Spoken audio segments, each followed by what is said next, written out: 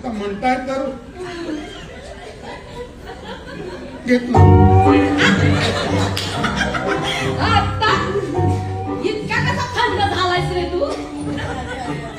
गेली ती पूर्वीची आग.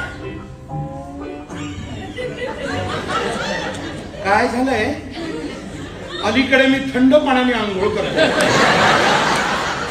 म्हणून तसं वाटत असेल. एकदा पहावे करून हे विजय केंकर दिग्दर्शित आणि प्रसिद्ध लेखन रत्नाकर मतकरी यांचे नाटक हास्याची पर्वणी व 4 घटका मस्त विरंगुळा देणारे तुफान विनोदी नाटक आहे. या नाटकाची कथा 2 वेगवेगळ्या पार्श्वभूमीच्या मध्यमवर्गीय पुरुषाभोवती फिरते. एक बाप्पाजी धरसोड, दक्षिण भारतीय, काळ्या पैशाची कमाई करणारा आणि बेधडक. दुसरा बबनराव बाकरे, स्वतःलाच नैतिक मूल्याने पाईक समजणारा, घाबरट आणि ताठर वकील. बबनरावाच्या मुलीचे आणि बाप्पाजीच्या मुलांचे एकमेकावर प्रेम जडते आणि ते लग्नावर ठाम राहतात.